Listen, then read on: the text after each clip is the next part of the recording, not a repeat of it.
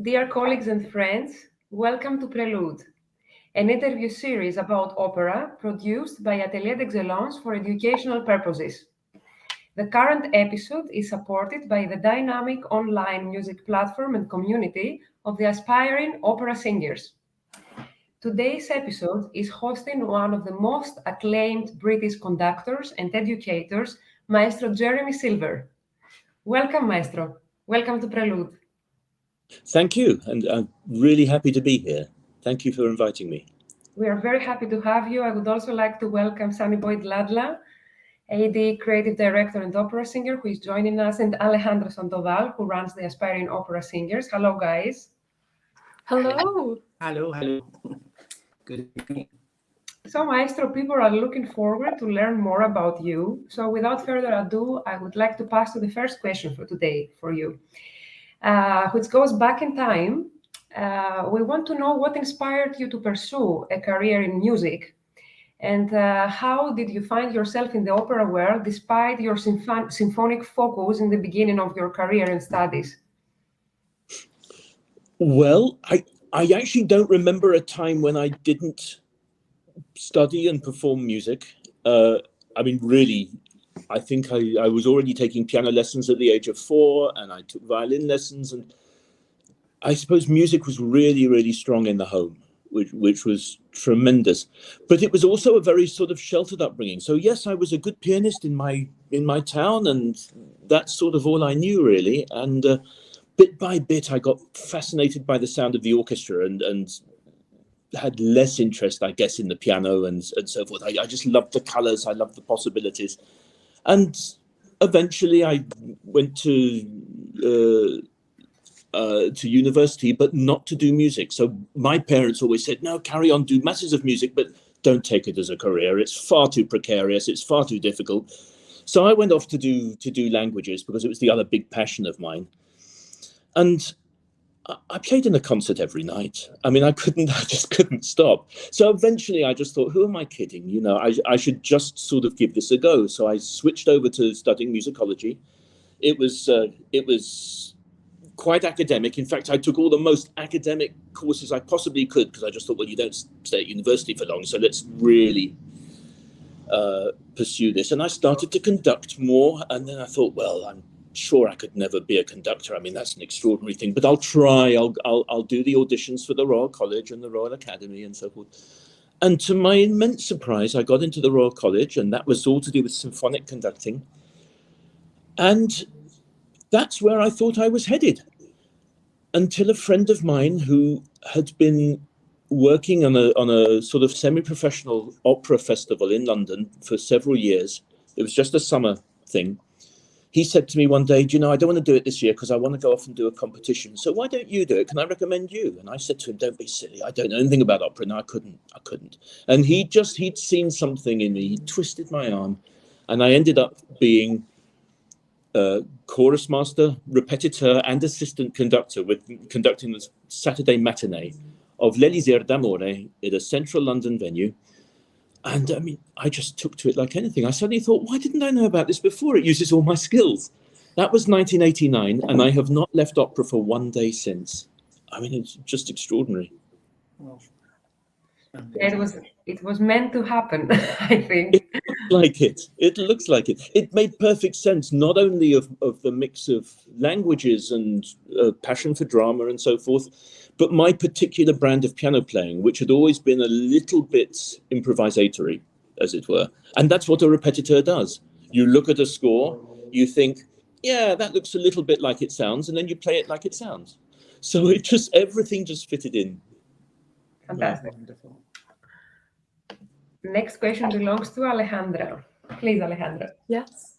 Oh, that is fantastic. Of course, I'm really biased because I'm an opera singer, but I'm really happy to know that that's where your journey has taken you as well. And, your conducting repertoire is quite versatile. You have done Baroque, Mozart, Verdi, the great classical symphonies, and of course, new music and working with new composers. But I wanted to know, do you have a stronger connection towards a particular composer or perhaps an era that you prefer? I don't think I really do, or at least I guess I could say I have lots of interests. And I have one or two blind spots. I'm not going to disguise it. I mean, there are one or two composers and repertoire areas that I just don't get. And I just think, well, never mind, I'll leave those.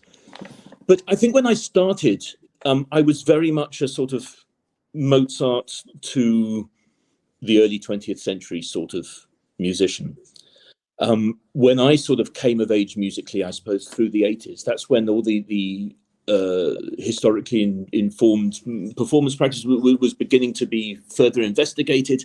And it was a very exciting time. But there was a sense in which you either jumped on board, you joined the club, in which case the deal was that you liked Baroque music and you liked contemporary music, but you really shouldn't like anything in between. Or you didn't jump on board and then you could like your 19th century music. So I went for the 19th century option. I just thought, well, you know, that seems to be the trend. It was a very strange period in music history, very dogmatic. But eventually, you know, and in fact, when I started at English National Opera, every so often they'd say to me, oh, next season we'd like you to work on Popea or Orfeo or something. And I'd say, no, absolutely not. I don't know anything about this music. I won't do it. And as the time went on, I suddenly realized singers, what I would call mainstream singers, were bringing me Handel arias far, far more often. And I was listening to stuff. My ideas about how to play even Mozart and Beethoven had changed because I think everything had changed with our awareness of historical performance styles. And eventually my arm was twisted to conduct my first Handel opera. I mean, embarrassingly recently, really. I think it must have been about 2015, 16. So, I mean, really not long ago. And I suddenly realized what a fantastic thing it was. And I did 3 in a row and a Popea, a Monteverdi's Popea. And I would say that music is now firmly within my remit. I mean, absolutely it is. So yeah, I guess all periods, all styles, just the odd blind spot. One of whom I'm very embarrassed to say is the composer Berlioz. I just don't get it. I don't get it. And I would love to leave it to the people who do. There we are. It's my generosity. There you go. Oh, I love Berlioz, Maestro. I love the music. I'm not proud of it, but there we are. I've just shared it for the world to hear. But you know, one can't do everything. I think I should change your mind. I'll come to South Africa and then we do that together. Maybe I'll change your mind. I would love my mind to be changed. I would really like. Well, since we're talking about you being part of the English National Opera, I understand that you also were a student there. And years later, you became the director of the Opera Studio as well. How did your studies influence your approach to conducting and coaching young singers while you were there?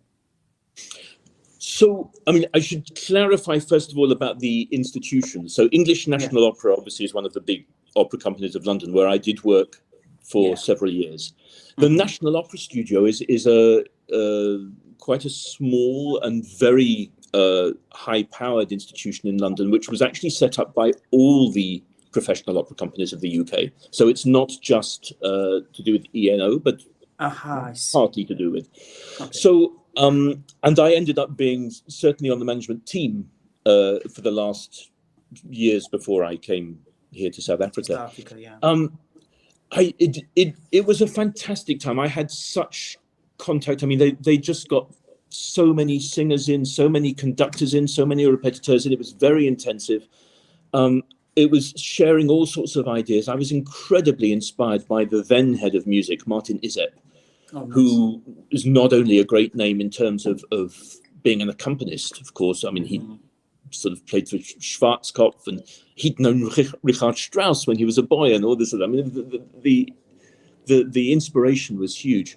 But he had also been head of music at Glyndebourne. So, I mean, what he didn't know about opera wasn't worth knowing. So there was him. There were plenty of others. And it was a sort of intensive, immersive experience. And in some ways, that was really the first time that I spent time with singers who were really intending to be professional singers.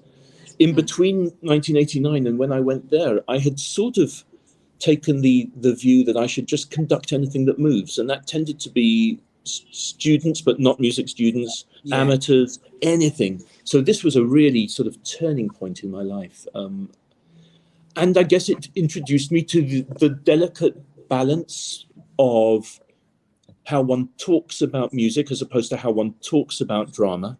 Obviously, it's all music, it's all the same thing. Exactly. But in terms of just how you talk about it, how you explain it, how you inspire people, and depending on who you're talking to, that was a big learning curve for me. And I guess also the first time I came across many directors, a lot of Covent Garden directors used to come in. So yeah, seminal time, absolutely brilliant. And I was so happy to get back there after, I don't remember, 10, 15 years. 15 years, coaching, then helping steer it. I mean, it was just a really wonderful time with some wonderful colleagues. Oh, brilliant. But my English National Opera experience was, I went there first as a trainee repetiteur, and then I was full-time on the staff for quite a few years. And of course, that's also extraordinary. You're a young repetiteur, but all of a sudden they're saying, will you coach John Tomlinson or Anne Murray? And you're just thinking, no, I've admired these people for 20 years. I can't coach them. Don't be silly. And it's a wonderful way to sort of learn, to share, to observe. I mean, when I was just a sponge in my early days on music staffs. I was there. I was at Scottish Opera for 3 years. I was a regular at Glyndebourne. And I mean, these are just experiences that are priceless. Really. I mean, mentioning Glyndebourne as a young singer, to be in Glyndebourne, to experience that atmosphere of being in a production, is just sensational. Really, it's amazing. I can imagine that. I mean, I was there as a cover a few years ago for Barbiere. I thought I was having the best experience of my life. Really, it was amazing. I think so. There's something about it being slightly set apart from the rest of the world. It's like a totally immersive experience. And of course, such high quality. I mean, no compromises there at all. It's really stunning. You get inspired really quite a lot there. Yeah. No, I had a wonderful time with all these wonderful people. Great. That is fantastic. I can just imagine how that atmosphere can really not only inspire you, but build you up and give you all those new ideas that we carry throughout our entire careers. And speaking of, sorry, go ahead. No, go ahead. No, sorry. Oh, no, I wanted to say, speaking of those relationships, I wanted to ask you about how it's like to be working with living composers such as Mark Anthony and Gavin Bryars and Gerald Barry. I cannot imagine what it's like to be creating the music and speaking to the composer himself. That was really wonderful. I think particularly Mark Anthony Turnage. I mean, worked on one double bill of his, Twice Through the Heart and Country of the Blind, and then on his opera, The Silver Tassie. He was always around. He was always, I mean, such huge skill and inspiration, but always also interested to hear how it was going, to maybe change his mind, to rewrite, to accept ideas. I mean, that was a really interesting symbiotic relationship. And of course, he's gone on to write so much since. That was, I think, probably the most influential for me. Apart from those composers, of course, while I was at ENO, they always workshopped new operas. So, I mean, whatever went on stage had already had, I guess, months of occasional sessions with either just with singers and piano or sometimes with the orchestra. And I often got involved in those too. And they were very exciting because, this was all about listening to a first draft and possibly talking about how it might be developed. Gavin Bryars, also very interesting, did Dr. Ox's Experiment was here. I think Gerald Barry, that was a much smaller project. That was a bit crazy, I have to say, but it was nice to do crazy too. And I think I've really used that experience out here in South Africa because, I mean, it's so important to be commissioning operas out here where there's far less of a standard repertoire, but one's constantly looking to do so to develop composers. I've certainly inaugurated that sort of workshop approach here for composers so that, they don't simply get asked to write something and they deliver it to you and you just do it. And that's a wonderful way to discuss and to develop as well. So we have a good time with that, for certain. Amazing. Since we're talking about South Africa, you are currently our new director of the Music Opera School at the University of Cape Town, which I'm very proud, and thank you again, because I come from that university.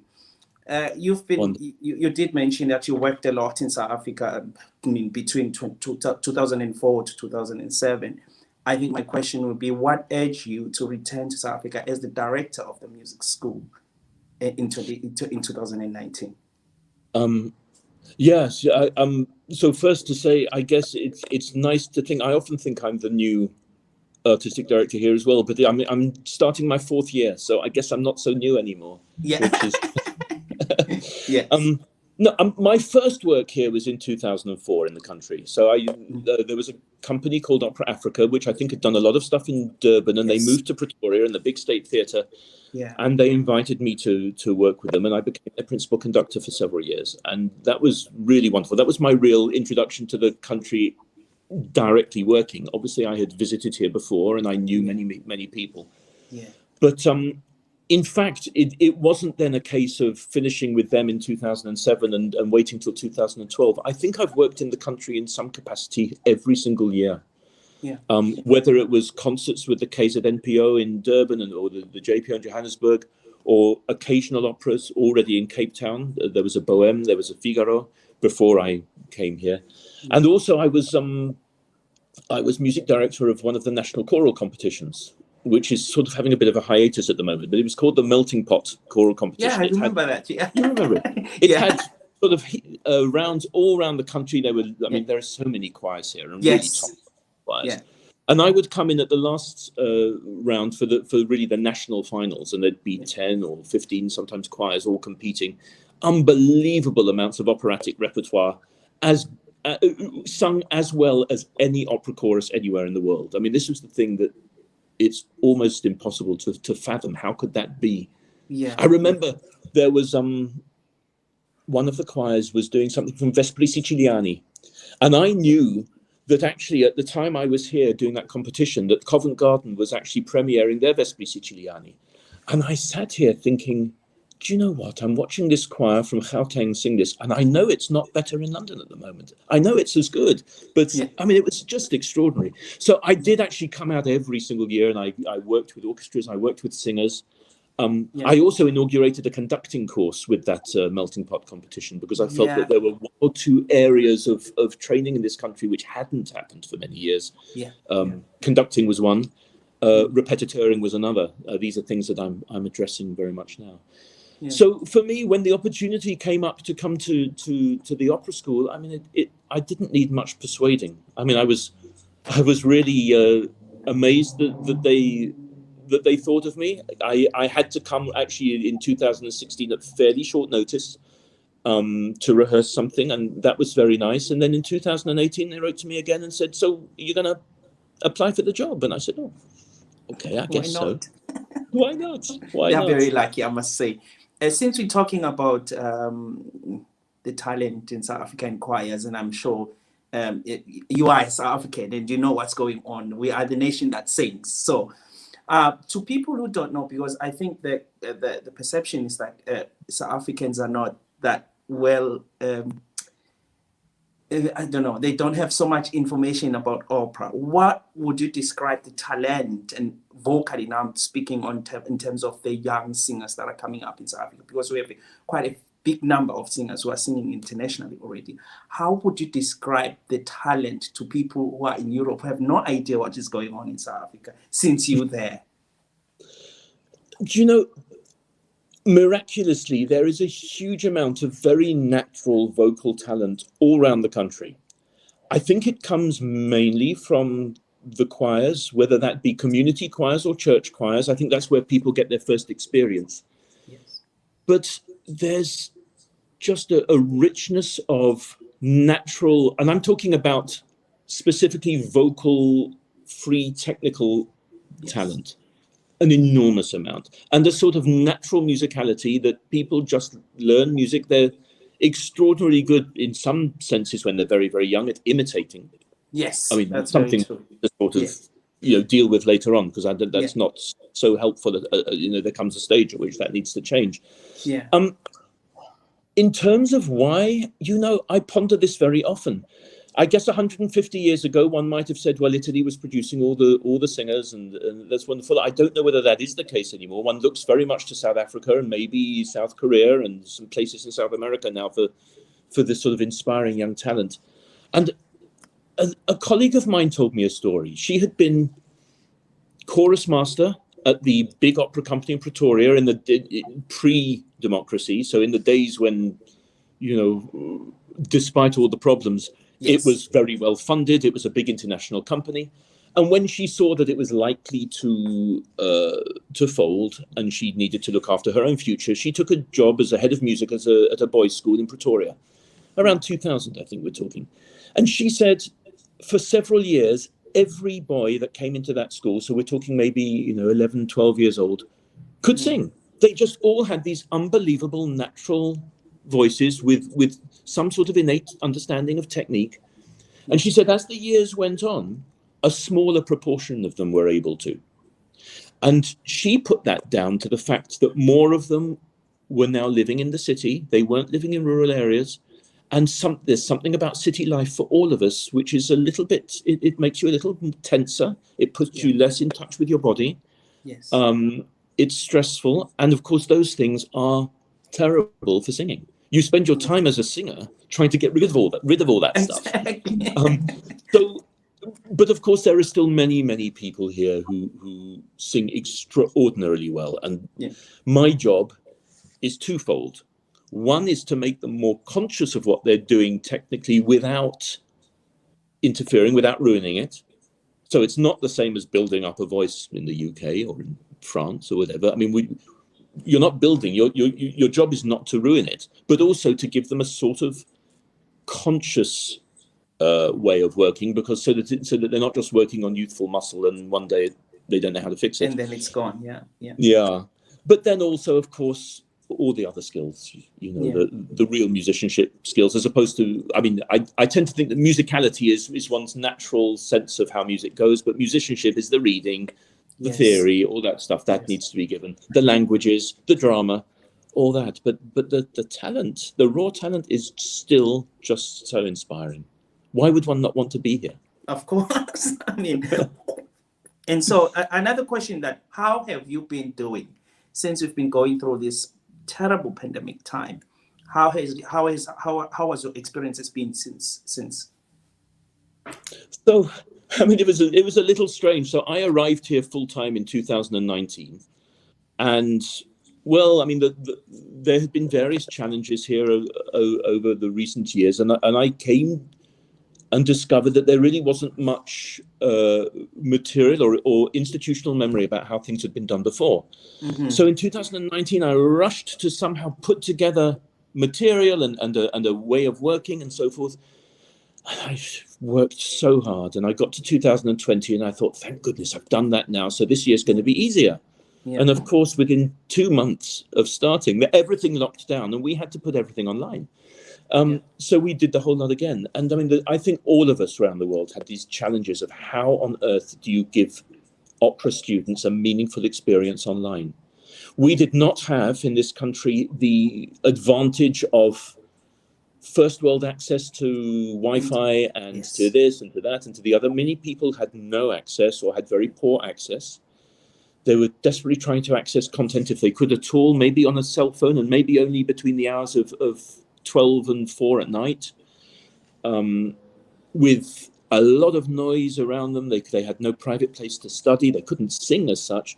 So, I mean, we had real challenges where that's concerned. But I put together with my colleagues, a lot of material to do with language. And that's not just pronunciation of language, which of course is important and has to be done, but to do with real sensitivity to language, real sensitivity to performance, analyzing other people's performances, stuff that they can access on a platform without needing to do live Zoom, for example. I mean, even a lecture like this would have been more or less impossible to do on a platform like this. It was impossible. And of course, we had to be very careful to be fair to everybody. So just because maybe half the people or even 2/3 of them could have seen an online lecture, you couldn't disenfranchise the rest. So we had to find a way of working which was suitable for everybody. Yeah. And the funny thing is that as we came out of lockdown, I thought, wow, that was a rather interesting experience. And I think it actually made people think in a way that they hadn't done before. They couldn't hide behind making a nice sound. They actually had to deliver something different. Yeah. And we still use some of that material today. So, from our perspective, it had its benefits. That's beautiful. Actually, what we are doing right now is the good thing that stayed from the pandemic. This interview that is happening online, before nobody could have imagined that something like this can be realized. And now here we are with episode 30. I mean, it's something we can't believe it. And we hope this can continue in the future. For certain. I wanna brag a little bit, Maestro. Just to give a taste of Maria. They don't know how South Africa works. How many productions do you plan, or what projects do you have coming up for the students this year in South Africa at the University of Cape Town? So in terms of what we're doing at the Opera School, and really this is the first year that we've been able to do far more now for several years. Yeah.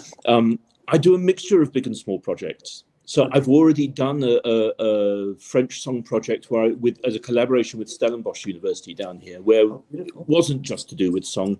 We had long conversations about the nature of translation. How does one translate? Who's the intended audience for your translation? And they all also read translations of each other's poems in it. So that was an interesting educational project. I did a similar thing with them last year. They all staged each other in Songs of Winterreise.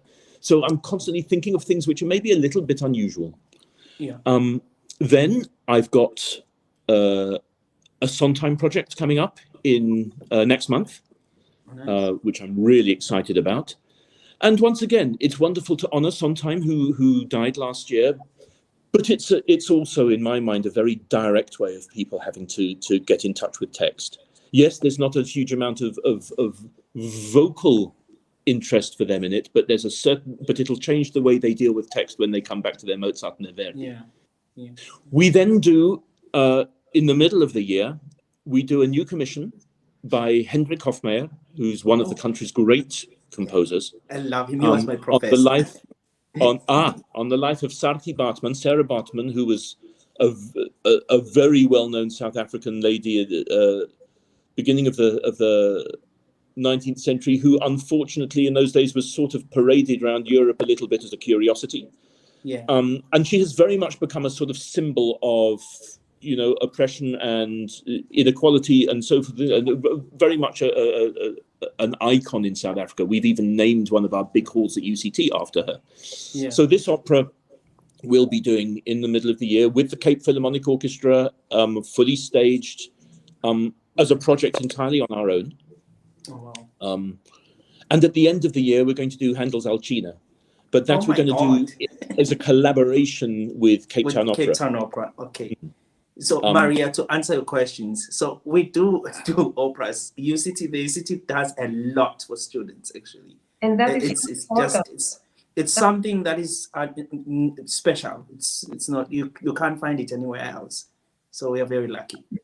Absolutely. It's very important, Maestro. You know that better than us probably, because there are many young artists coming to us and they are telling us, I did all these studies, these masters and master class and all these kind of studies, and I never had the chance to stand on the stage in a performance.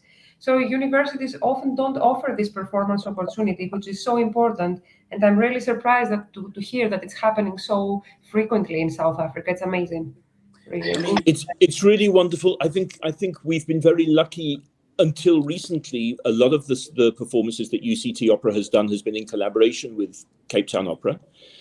It's worked for them because they've been able to add extra productions to their list, and it's worked for UCT because obviously then there's the production department and various things like that. And of course, the nature of life in South Africa and of singers in South Africa is that you can't tell the difference between which singers come from which institution. I mean, it's sort of extraordinary. So, I mean, we've always had a wonderful collaboration, and I think that'll come back. At the moment, they've got a change of management and a slightly shifting and rebalancing the way they work. But I think that Alcina at the end of the year will be us back collaborating again, which is going to be fantastic. Oh, that's exciting. I'm so happy for the students who are going to be part of that. It's lovely. And then on top of that, we've got international visitors coming to coach and to do language work. We've got international master classes. I mean, we've got competitions, internal competitions. We keep ourselves very, very busy, which is great. Yeah. Awesome. We have a comment from Miss Lisa Engelbrecht from South Africa. Yeah, she used to be my coach too. She says, thank you for your loyal support of the Opera School, Sunny Boy, which under Jeremy's directorship goes from strength to strength. Oh, nice. Yeah, thank you, Lisa. Thank you, Lisa. No, she's one of our wonderful coaches who, I mean, we could not do the work we do at the quality we do it without her. So it's very lovely. She's really great. She's a hard worker. She's a tough cookie. She used to press me in the corner. I remember I did Don Giovanni with her, and I studied with her. My God, she killed me, but it was worth it. It must have been. Look at the results. Fantastic. Yeah. South Africa seems like a paradise for young opera singers. But at this point, I would like to go back with you a little bit with your job, your ambassadorship for young artists in the UK. And I will refer to your late wife, the acclaimed South African soprano Sally Silver, with whom you founded together the Woolwich Opera Works, a local community-based company providing young artists with several very interesting opportunities like masterclasses, concerts, and opera performances even. Would you like to elaborate a little bit more on the mission you have with this opera company? Yes, absolutely. So, yeah, Sally and I had lived in, before living in the area of Woolwich, we'd lived in an area called Telegraph Hill, which had this most unbelievable arts festival. And every year we would put on a classical concert with an incredible array of professional musicians who all lived, within 3 or 4 streets, and a musical for the community and this and that and the other. And it was just a lovely environment to be in. So when we moved a little bit further east in London to Woolwich, we thought, well, there's nothing like that here and we're going to miss it. So let's start something for the community. It's a very diverse community, a lot of people from all over the world, which is really a lovely thing. But I don't think they had really had music, and particularly opera, in their vicinity before. So we thought this is a wonderful opportunity not only to serve the community, but to somehow link it up with our passion for education and for young artists, which we had always had. And we started a company, importantly giving free concerts. That was very important for us, with sometimes with our own colleagues who would just come because, we had fun together, and we'd make sure that we had a nice little party afterwards, and they were very happy not to need international fees. And also often with young singers too. We would include a young singer maybe in that environment. And so, I mean, the main focus to begin with had been for the community. And I mean, we'd have comments like, I've never heard an opera singer close up, and I didn't know it was so emotional. And you just think, wow, imagine hearing that for the first time. None of us can remember what that was like, Yeah. But then the master classes we did were, I was very careful because I was working at the National Opera Studio at the time, and the last thing I wanted to do was to duplicate. So we would do things which other people weren't necessarily doing. A lot of PR for singers, giving them the tools. So we've got a wonderful Scottish PR lady in who works with Scottish opera and all the orchestras and so forth. Something called Zen and Opera. This was a Dutch thing. We very much helped people to free themselves, to express themselves better. A wonderful lady called Jenny Miller and I ran some recitative workshops together. Whatever happened, it had to be a little different to what was on offer elsewhere. And many, many singers, young singers, came to be part of that. So yeah, and it continues. So even though I've been here, I have a great guy, Dominic, who is administrating it and running it, and we're turning it into a proper charity, because it was always a little bit ad hoc. Of course, we used to perform in the church opposite our house, and we didn't need a great infrastructure. It was a partnership with legally, and all that has to change. So But the ambition is that it keeps going, and that I link it with South Africa at some point. That's very important to me. Oh, that's beautiful. One of the things that I could never have guessed when I moved into that area is that the Riverside area would be turned into an arts venue. That there are concert halls and rehearsal rooms, and there's going to be a cinema and there's theatre. And I mean, this we didn't know. That's called Woolwich Works, confusingly enough. We're Woolwich Opera Works. They're Woolwich Works. But one of the orchestras to move in is Chineke, the ethnic minority orchestra of the UK. Wow. And I can just see the possibility of some wonderful collaborations, maybe if I can get a South African choir over or some South African singers. I mean, I think we could have some wonderful, wonderful times. So the future's bright and interesting. Thank you. There is definitely a lot of space for this kind of innovative work. And it's fantastic that you mentioned you already did back in time all these master classes which were not mainstream, and they were covering other aspects of what operatic singing involves that academies, mainstream schools cannot understand and cannot provide sometimes with. So she was a wonderful lady, Sally. She was my friend. I was very lucky to meet her, and I am sure that you both did and continue doing great work with this, supporting young artists. Maestro, now we will go a little bit back in time again to your study era, where you studied linguistics and actually had a passion for languages. I would like to ask you if being a polyglot is an asset for an operatic conductor. And as far as emerging singers are concerned, what is the importance of diction in order to pursue the profession with mastery? Sure. I mean, I always loved language. I mean, this all came from the home too. I mean, my father spoke fluent French and had a French degree. He'd studied in Paris. And so the music and the languages were sort of a little bit of a household obsession. And I used to, I was a bit crazy, I think. I used to read grammar books of every language I could get my hands on as a small child. And I'd try and write my own languages, make them better than the ones that existed already. You know, extraordinary lack of real understanding of what language was about. But anyhow, it was what obsessed me at the time. So it was the obvious thing to study. And I think actually, yes, you cannot conduct opera without a real sense of or sensitivity to language, maybe. It's useful, I think, to be able to, if not speak, at least be able to read fluently Italian, French, German, nowadays probably even Russian, which I say I don't really do. I wish I did. But of course, out here, I have to add Zulu or isiZulu, isiXhosa to these. You know, these are languages I do write it. I do conduct in, so I have to. Yeah. Yeah. I mean, of course. I mean, to me, it is completely not an option to not to understand the text.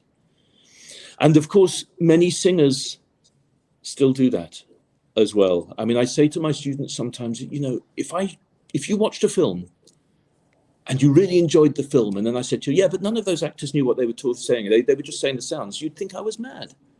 So I say to them, so don't do it. Don't do it. Because, of course, they still sometimes do. So we do a lot of work. I very much separate off the issue of diction, which to me is to do with the sound, from real, genuine, authentic expression, self-expression. And I work very hard on both. I mean, diction, of course, is important. I mean, no Italian wants to hear their language spoken with an accent, just like no British person wants to hear their language sung, you know, with an accent. We need to do as much as we can. And luckily we have the tools, you know, with IPA study and a lot of things we can listen to, and some wonderful coaches around the world to do that. But for me, the business of really being able to express yourself, not to speak fluent Italian, but to speak the 1,000 or so words in your role at that moment, genuinely and expressively, I think is important and is what people are looking for. You can tell a mile off whether somebody's singing the sounds or whether they're singing something they really mean. That's right. I think. So to me, that's, absolutely the most important thing. Would you say it's better for like young singers, because we mainly work with young singers as well, and we always emphasize on learning to speak the language? Would you say speaking the language would be the best thing to do as a young singer? I think learn to speak the language. So being able to say the texts that you have to sing with great meaning. I mean, I find in South Africa, I mean, I'm ashamed of because the South African, they all speak 4 or 5 languages easily, fluently. In my country, most people speak one, and although I sort of speak Italian and French and German, I mean, I don't consider I speak them with the same ease that my young friends here do, speaking the South African languages. I mean, it is so extraordinary, the gift for speaking really well. But of course, it's also completely unconscious. So when you say to somebody here, well, how do you say that? Or what is that? Or break that sentence down for me. They can't always do that. So I work by giving them a real sense of understanding of their own languages, of grammar and so forth, as much as I can. It's very limited, but I guess it raises an awareness, and then move it into Italian or French or German. But I'm not so naive as to think that they're suddenly going to speak Italian, French and German. No, that's not going to happen. But just what they have to sing, they should be able to speak with great understanding. Speak it in such a way that you're no longer translating. I guess that's what I mean. Right. yes, that's right. In a way, someone is the best to be able to speak the language and also have the diction, because, for example, in French, the diction is completely different than the way we speak the language. So it's something that if someone can do is great, but it's not always easy to happen in many languages together. So at least, as you said, this is the most important. And I'm very proud to say, as far as French is concerned, that's a project that's going very well here. I think people were very nervous of French. They thought, what is this language? Yes, we get Italian and we get German, but what is this French thing? And certainly since I've been here, luckily, a lot of people seem far more confident. So I'm happy about that. Awesome. Bravo. Oh, that is fantastic. I love how we've covered your conducting experience, your coaching, your directing the UCT Opera School, and, working everywhere in the world. And of course, also at AdE, how do you set your priorities? I cannot imagine what it's like to look at the long list of things that you want to do, and how do you choose? What does your typical day kind of look like? Goodness. Well, of course, once one's a dad, one's always a dad. But Charlotte is 29, so I'm not needing to get her ready for school in the morning or anything like that. She's doing her thing, which is great. I mean, we speak most days. She's in London. I guess what I try to. I mean, it was very important to me when I arrived here that things were run efficiently, clearly, that everything was well run, and there isn't a huge staff. We're a very, very small staff, so that necessarily has taken up a huge amount more time than maybe I would instinctively have liked. I mean, there's nothing better than just spending time on music, but I think that's a bit of a luxury. But I learn every year better ways of being efficient, I guess. And to me, the great joy is still the music making, whether it's in a coaching with a singer or whether it's preparing a new program for the symphony orchestra. One of the great delights and unexpected results of lockdown and difficulty in travel and all that sort of stuff is the number of symphony concerts I conducted last year, with both in Cape Town, in Durban, and in Johannesburg. I mean, this has been a great joy for me. But somehow one has to find ways to not to lose sight of what one really wants to do. And of course, you can't also be working the whole time. If you're literally working from first thing in the morning to late at night, as I often am, most of it administratively, you don't have time to reflect. And I think if you don't have some quiet time, that stuff doesn't, you don't get the good ideas. They come to you in your quiet time. You don't have a chance to sift through stuff. You don't have a chance to find solutions. So I try to do everything. I pretend the day is 30 hours long, and I just do it all. And of course, it's very sadly, as Maria alluded to, my wife is no longer with us. She died in 2018. But it actually means I have far more time just to concentrate on my things. That's the sad result, but probably, it works. It works that way. If you've got people around, if you've got family around, you want to spend time with them. I don't know how I would do this job, to be honest. I think this is very much a one-man band job. And if I look at my predecessors, they were more or less that. I think that's the nature of this one. Yes, and I wanted to go back to you have plenty of experiences conducting such a variety of works. You have a particular memory that you carry with your heart that you're like, oh, this was my favorite performance. Ooh, I mean, I guess I've loved many performances. Though I'm extraordinarily self-critical, of course. I mean, as many people are. I don't think it's just singers who are. Conductors, I promise you, are also very self-critical. If I listen to a recording of something just after I've done it, I can't stand it. I think it's terrible, and it takes me, 3 years later, I think, ooh, actually, that's not so bad. Who's conducting that? But I guess one of the most lovely experiences, and it was as much for the music as it was for just the experience itself. Sally had been booked to sing Les Huguenots of Meyerbeer in France.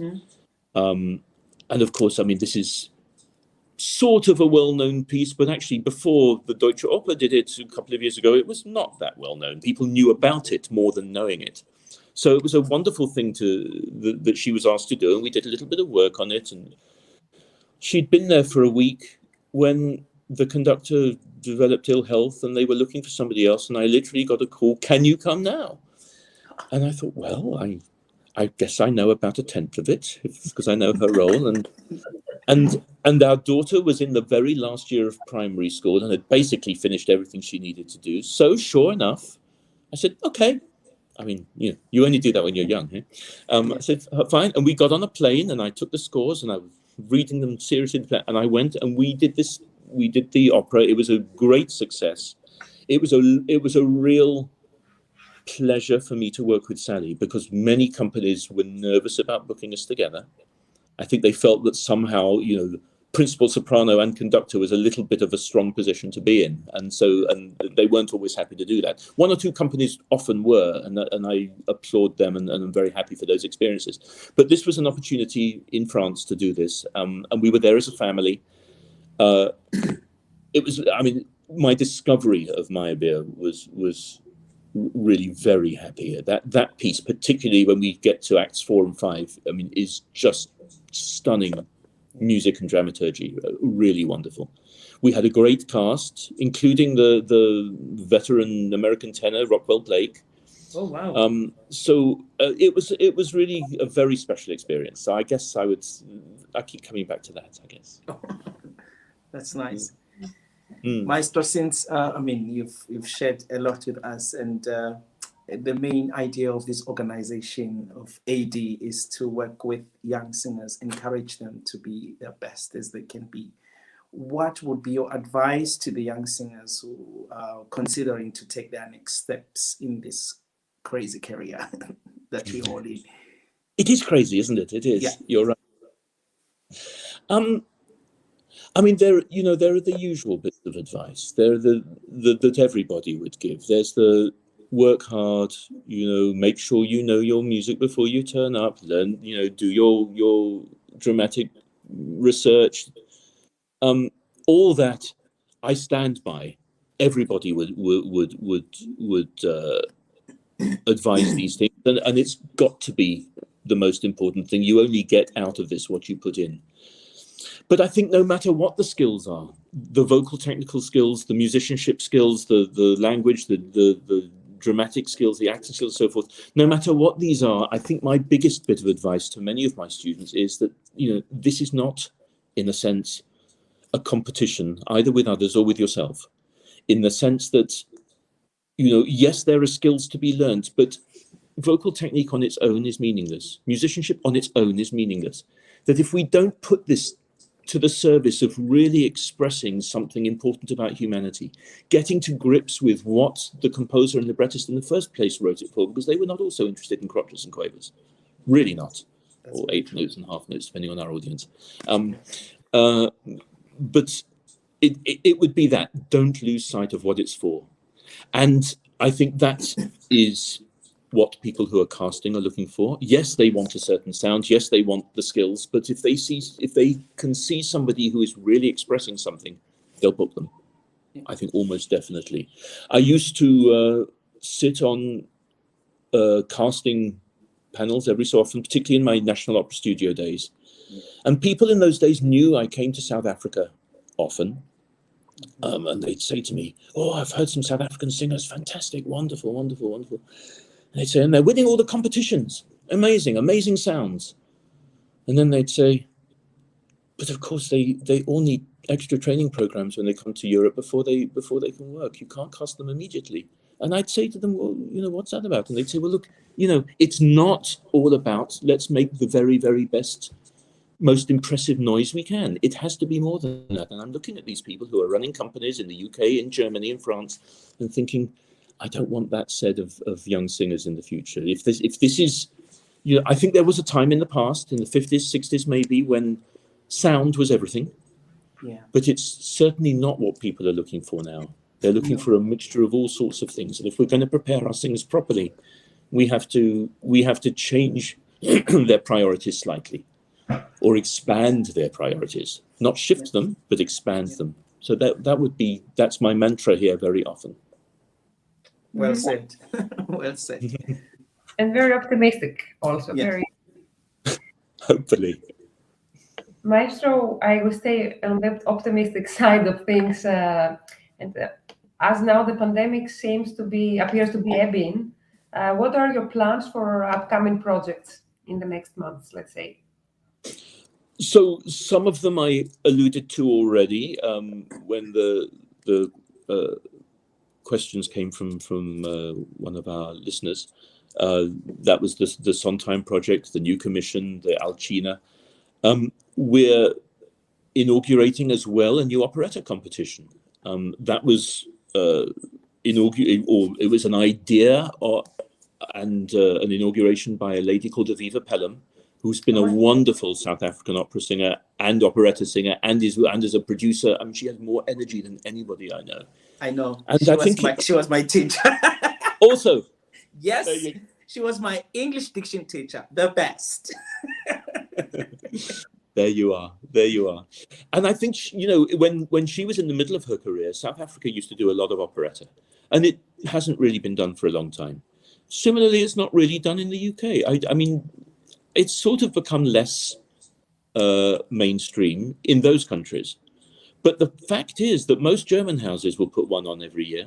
Yeah. And there's still, there's a lot of Offenbach done in France. And I think our point was, this is a skill we can't lose. If somebody does end up in a German opera house, then they will be asked to do this, and they need to have some sort of experience of it. So this is a little extra thing that we're adding to our offer. Nice.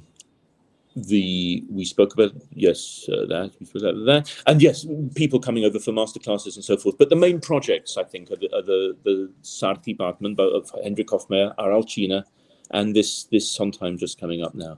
It's a lot, and I've got some very interesting ideas for the future, but probably not quite shareable yet. Yeah, but they will be for 2023 and 4. I can't wait. Will you be returning artistically to the UK with some projects there as well? Yes, I mean, I haven't been in the UK since just before the first lockdown, so it does feel like it's huge distance away. But I'm coming this May to July to conduct Carmen at Loughborough, which will be very nice. Loughborough is a bit of a spiritual home. It's one of the summer festivals in the UK, for those people who don't know. I mean, we have many sort of on the Glyndebourne model, but now there are many others. And Sally and I worked there very often. I mean, from their very early days, when it was really just a glorified chicken shed, to now when it looks like Bayreuth. I mean, it's sort of the transformation over the years has been extraordinary. So yes, I'm going to do that this summer. It'll be lovely to be back for a bit. And obviously There are many singers who are missing you there, because when we announced the interview, they came to me with messages like, I recall working with him or doing the Woolwich master classes, and they have been so great. So people have a very fond memory of the work you did there. Oh, that's really lovely. I mean, I miss so many of my friends and colleagues there too. That it's going to be an action-packed 2 months. I think I'm going to be filling it with lots and lots of wonderful people. Nice. Fantastic. Maestro, thank you very much for joining us today, for sharing your path and your vision for young artists. And we believe that we need people like you who invest in opera's future in the way you do throughout your career. And thank you very, very much for what you do. I would also like to thank Sunny Boy and Alejandra for joining me today. And all of our dear friends in the audience who attended this interview. I have to mention here for you South Africans that the great diva Miss Michelle Breed was among us, and she sent her greetings to both Sunny Boy and the Maestro. Hello, hello. Hello, Michelle. And yes, My stuff professor. possibly to be announced there too. But Michelle, I deliberately have not said anything yet because we're not quite fixed. But I'm hoping she will come and work with us too. Oh, cool. That's awesome. Exceptional with great singers is another great advocate for young talent. She's always helping Atelier, and she's fantastic. So thank you once more. We wish you continued success in your life and in your career, and please stay healthy and well, Maestro. Thank you so much. This has been such a pleasure. Thank you so much. No, Thank thank you. you, Maestro. Thank you. See you soon everyone at the next Prelude. Okay. Stay well until. Absolutely. Bye-bye now. Bye. Bye-bye.